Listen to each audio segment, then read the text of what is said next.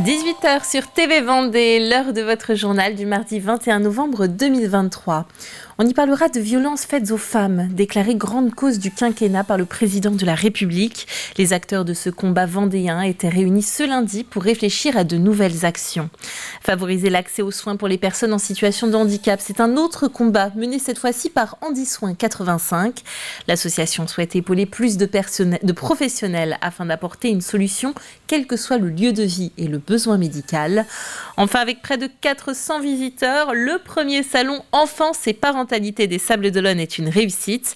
Il a réuni plus d'une trentaine d'exposants. Ce mardi, le conseil départemental a inauguré ses locaux parisiens. 240 mètres carrés composés de 4 salles de réunion, d'un espace de coworking, de bureaux individuels et d'un espace convivial. Baptisé Vendée Parnasse, cet espace de travail est situé au pied de la tour Montparnasse, au 23 rue du Départ.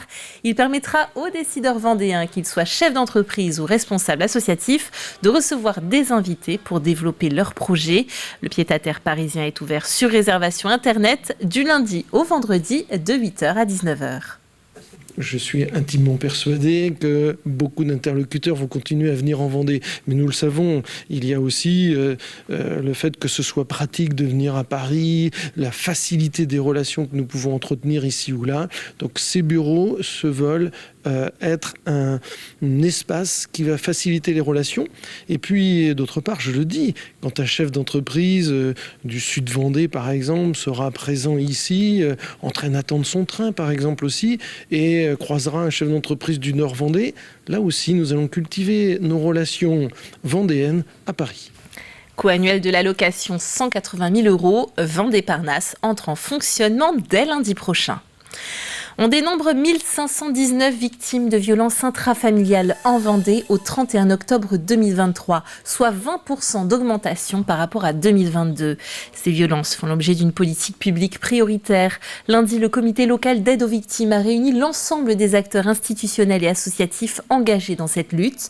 Gendarmerie, police, présidente du tribunal, procureur de la République se sont mis autour de la table pour faire un bilan des actions et dispositifs en place et réfléchir à des pistes de travail pour accueillir au mieux les victimes. L'objectif de ces instances, c'est vraiment de mettre en évidence les dispositifs nouveaux, de regarder les trous dans la raquette, les dispositifs qui seraient à imaginer. C'est comme ça, par exemple, il y a 2 ans que nous avions imaginé une prise en charge taxi pour les victimes de violences. Si moi, je ne fais que de la répression sous l'autorité du parquet, si inversement il n'y avait que de la prévention et pas de répression, si l'éducation n'était pas mise en œuvre là-dedans, si les associations ne savaient pas ce que nous faisions et inversement, si nous n'étions pas capables, nous, lorsque nous accueillions une victime, de leur dire telle et telle association, allez les voir, ils vont pouvoir vous aider en plus de la procédure judiciaire, nous serions mauvais. Donc le but de ces comités locaux d'aide aux victimes, avec des thématiques spécifiques, ici les violences intrafamiliales, c'est vraiment de nous connaître, de connaître les acteurs, et mieux on se connaît, mieux on travaille ensemble, et mieux on travaille ensemble, mieux les victimes sont traitées. 6 bracelets anti-rapprochement sont activés sur la juridiction de La Roche-sur-Yon. Il existe 47 places d'hébergement d'urgence pour les femmes victimes de violences. Une convention sera signée la semaine prochaine entre la communauté de communes Sud Vendée Littoral et la ville de Luçon pour ouvrir un nouveau logement d'urgence. Inaccessibilité des lieux, manque d'outils techniques ou encore méconnaissance des spécificités. Pour certaines personnes en situation de handicap, l'accès aux soins peut devenir une vraie problématique. Handi Soins 85 est présent sur le territoire depuis maintenant 3 ans. Son rôle, faciliter cet accès par plusieurs moyens. 800 patients ont déjà été accompagnés depuis le lancement du dispositif. On regarde ce reportage, il est signé Conine Davy. Des rencontres et des discussions entre professionnels avec une question centrale. Comment faciliter l'accès aux soins des personnes en situation de handicap ? Un véritable parcours du combattant parfois pour un soin banal.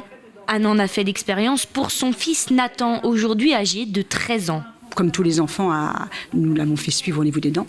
Il y a eu un échec de prise en charge parce qu'il n'arrivait pas à le mettre dans le soin, par refus. pour Nathan, trop compliqué d'ouvrir la bouche, quand arrivait l'aiguille, il y avait vraiment une appréhension et une peur. Hein. Donc ça s'est très vite voué à l'échec. On est dans une impasse en fait. On se dit il faut. Donc moi des fois j'avais des sentiments de traumatisante en fait, que je demandais absolument que le soin soit fait, mais je voyais bien que mon enfant était trop dans la douleur quoi. Donc il y a un conflit quoi, et c'est intolérable. Pour éviter ce genre de situation, Handy Soins épaule les professionnels. Planification des rendez-vous pour une attente moindre, visite blanche ou encore habituation aux soins, les missions sont multiples. Grâce à ce dispositif de coordination, ce chirurgien dentiste a mis en place une journée dédiée aux soins pour cette patientèle. On a mis en place un accueil ultra rapide, avec pas d'attente dans la salle d'attente, une préparation très importante des aidants ou des accompagnants aux soins, qui me permet d'avoir une prise en charge plus facile. Cela permet aussi également d'avoir des consultations blanches avec aucune précipitation et l'adaptation du patient aux soins dentaires. Depuis que le dispositif existe, on a énormément de demandes de la part des familles et des établissements pour prendre en charge ces patients, en sachant que là, c'est parfaitement adapté. Si le dispositif a fait ses preuves, reste maintenant à le développer auprès d'un maximum de professionnels. Il y a les deux niveaux, effectivement, de plus en plus de monde et de besoins.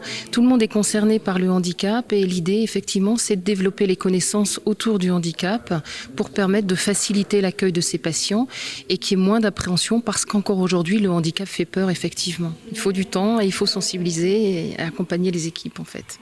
Selon une étude Handifaction en Vendée, 26% des personnes en situation de handicap ne sont pas soignées. La municipalité de Fontenay-le-Comte inaugure sa première aire de jeu à destination des tout-petits. Une action soutenue financièrement par le Kiwanis Club Mélusine qui a fait un don de 13 500 € pour l'installation de cette structure. Implantée dans les jardins de l'hôtel de ville, cette aire de jeu offre un mobilier adapté aux 0-6 ans avec notamment des marches plus petites et un revêtement souple pour prévenir les inévitables chutes.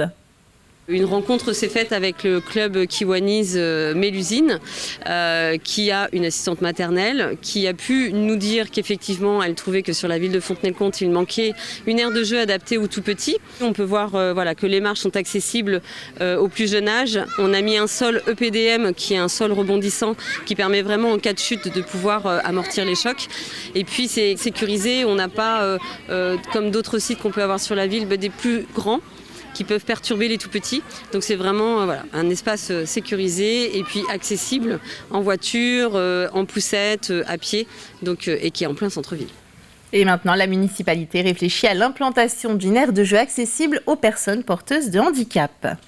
Le premier salon enfance et parentalité se tenait ce samedi au Sables d'Olonne. Une journée dédiée aux futurs et jeunes parents pour trouver des aides dans toutes les facettes de la parentalité, du prénatal au postnatal, en passant par la grossesse. Entre conférences et déambulations, une véritable mine de conseils autour du bien-être de la famille. Colline Davy. Des poussettes et des bébés dans les bras, le premier salon de la parentalité a trouvé son public. Jeunes, moins jeunes ou futurs parents, 400 personnes se sont déplacées. J'ai des grands-enfants maintenant, donc ils sont plus en bas âge, mais c'est vraiment la curiosité professionnelle. J'ai pu rencontrer aussi une jeune femme qui vend des produits sans sucre, donc Alison. Donc ça, je trouvais ça génial parce qu'on ne trouve pas ça du tout dans les commerces. Chercher des idées de cadeaux, renseigner sur le sommeil, sur l'allaitement et compléter toutes mes informations que j'avais déjà en fait. Devenir parent n'a jamais été simple, mais l'évolution des modes de vie ne facilite pas cette étape. C'est pour cela que ce salon attire. On a toujours connu ces questionnements, ces besoins, même avant dans la société. Aujourd'hui, la femme travaille plus qu'avant aussi également. Avant, il y avait des aides, on était proche des familles également. On avait les mamans, les tatas, etc. qui aussi permettaient d'aider la jeune maman. Aujourd'hui, on voit bien avec le changement des régions, les fonctions, tout ce qui peut se passer, qu'on n'a plus l'aide qu'on avait avant. Donc il y a une vraie demande aujourd'hui. C'est un premier salon, c'est le premier mais c'est pas le dernier, ça c'est sûr. C'est une évidence et tout le monde est super content et c'est on va dire c'est logique et c'est essentiel. 30 exposants vendéens étaient présents. Coaching parental, communication ou encore assistance quotidienne, ces nouvelles professions se développent et répondent à un besoin. Les parents, pour moi, ils sont de plus en plus en demande justement d'accompagnement et de l'accompagnement qui soit aussi en dehors du médical, qui soit plutôt du côté du bien-être et du bien-être de la famille. Il y a beaucoup de demandes sur le territoire des Sables et de manière générale sur le département de la Vendée parce qu'aujourd'hui on est bien suivi pendant la grossesse, même les parents de manière générale, il y a un bon suivi global médical et puis il y a besoin d'avoir ce petit coup de pouce pour se rassurer, pour se dire qu'on fait bien, qu'on est compétent en tant que parent et moi c'est mon rôle. Baby blues, inquiétude, fatigue, solitude. Ces exposants tentent d'y répondre à leur manière alors que 72% des mamans connaissent ces symptômes après un accouchement. Africa, Rosanna ou encore Hold the Line, des titres qui vous évoquent forcément Toto, bien sûr. Le groupe californien de légende sera à l'affiche du Festival de Poupées 2024 le mercredi 10 juillet. Les organisateurs ont également levé le voile sur les artistes présents à la soirée rap du 17 juillet. Il s'agit de SCH, Tiakola, Jossman, Luigi, Vladimir Cauchemar ou encore Doria. Les autres noms de cette 38e édition du Festival de Saint-Malo-du-Bois seront distillés comme toujours au compte-gouttes. Poupée se déroulera du 26 juin au 19 juillet. Ouverture de la billetterie vendredi 8 décembre à 10h sur le site internet ou dans vos points de vente habituels. Et Noël approche, il sera bien animé du côté des herbiers avec 3 temps forts cette année. Le marché de Noël qui reprend place avec sa piste de ski de fond dès le 1er décembre. Le 2, ce sera la parade et ses 9 nouveaux chars. Elle rassemble habituellement 12 à 15 000 spectateurs. Enfin, les 16 et 17 décembre, un temps pour les sportifs avec des courses et randonnées de 10 à 133 km. Cerise sur le gâteau, le Père Noël sera présent tous les dimanches, les 3 premiers week-ends de décembre. Ainsi s'achève cette édition. On se retrouve bien sûr dès demain à partir de 7h dans votre matinale pour toujours plus d'actualités. D'ici là, passez une belle soirée et à bientôt sur TV Vendée.